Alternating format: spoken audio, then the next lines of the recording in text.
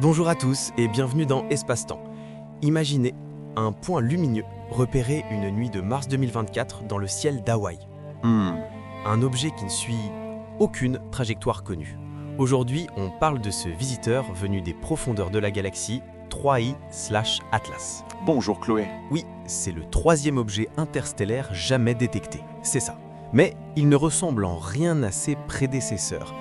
Si Oumuamua nous a intrigués, et si Deusi Borisov nous a un peu rassurés, 3I/Atlas, lui, vient pulvériser beaucoup de nos certitudes. Alors, reprenons le fil de cette enquête cosmique. Après sa détection, les scientifiques ont calculé sa trajectoire. Verdict, il passera au plus près du Soleil fin octobre 2025. Ok. Puis, 5 jours plus tard, il frôlera Vénus. Lucas, en mécanique spatiale, un tel timing, c'est tout sauf anodin. C'est même extraordinairement précis. C'est la trajectoire idéale pour effectuer ce qu'on appelle un freinage gravitationnel. Ah oui? Oui, c'est un peu comme un skateur qui utiliserait la courbe d'une rampe, non pas pour sauter plus haut, mais pour s'arrêter en douceur, sans effort. Nos propres sondes le font pour ajuster leur vitesse. Sauf qu'ici, on parle d'un objet qui arrive au hasard, Exactement. après un voyage de millions d'années. Quelle est la probabilité qu'il arrive avec pile le bon angle et le bon timing pour réaliser cette manœuvre complexe? La probabilité est infime. Le document de recherche l'estime à moins de 0,5%. Waouh. C'est la première anomalie majeure. Un hasard statistiquement suspect. Et ce n'est que le début.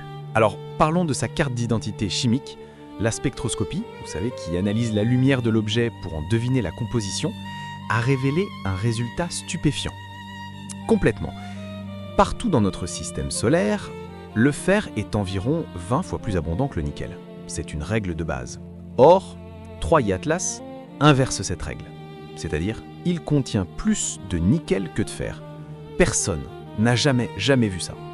Pour que nos auditeurs saisissent bien l'ampleur de la chose, un des chercheurs compare cette découverte à, je cite, « trouver une forme de vie sur Terre dont l'ADN serait fait de composants totalement inconnus ». On est face à une impossibilité chimique selon les modèles actuels. Face à ces bizarreries, la communauté scientifique a dû créer de nouveaux outils. L'astrophysicien Avi Loba a proposé une échelle où Atlas est le premier objet jamais classé A5, c'est-à-dire suspect de technosignature.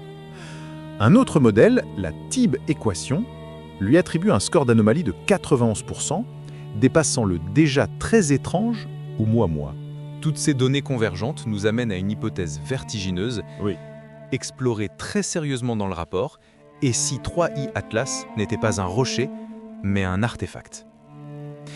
C'est le scénario de la technologie de patience infinie. L'idée serait qu'une intelligence artificielle, post-biologique, immortelle, aurait détecté la vie sur Terre il y a des dizaines de milliers d'années, D'accord. et alors elle aurait envoyé une sonde pour un très long voyage pour économiser une énergie colossale. Un voyageur discret, froid, silencieux, puis, en arrivant dans notre système, la sonde se réveille, elle constate que la biosphère est devenue une technosphère, la nôtre. Voilà. Sa mission est validée, elle exécute la manœuvre de freinage prévue depuis des millénaires pour se garer en orbite et commencer son observation. Ce scénario, aussi fou qu'il paraisse, a le mérite d'expliquer l'inexplicable. Oui. Cette trajectoire si parfaite, cette composition métallique si étrange, il ne s'agirait pas d'un hasard, mais d'une intention. Bien sûr, il reste une autre possibilité. 3I/Atlas est un objet naturel, Évidemment. mais d'un type si exotique qu'il va forcément nous faire réécrire des pans entiers de l'astrophysique. Et ce serait en soi une découverte absolument fantastique. Dans tous les cas, on est à la veille d'un moment historique. Entre octobre et décembre 2025, une fenêtre critique de 75 jours va s'ouvrir. 75 jours. Et tous les yeux de l'humanité, du James Webb aux grands observatoires au sol, seront tournés vers ce point lumineux. C'est une course contre le montre pour percer ses secrets avant qu'il ne soit trop loin. Qu'il soit une simple pierre ou un messager, ce voyageur nous offre une occasion unique de nous interroger sur notre place dans l'univers. Maintenant, voilà une question sur laquelle on aimerait vous faire réfléchir.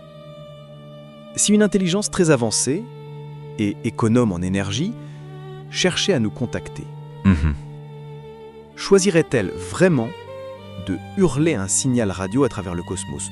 Ou parlerait-elle le langage universel de la physique pure à travers une trajectoire si parfaite qu'elle ne peut être ignorée? Et qu'est-ce que cela signifie pour la façon dont nous cherchons la vie ailleurs?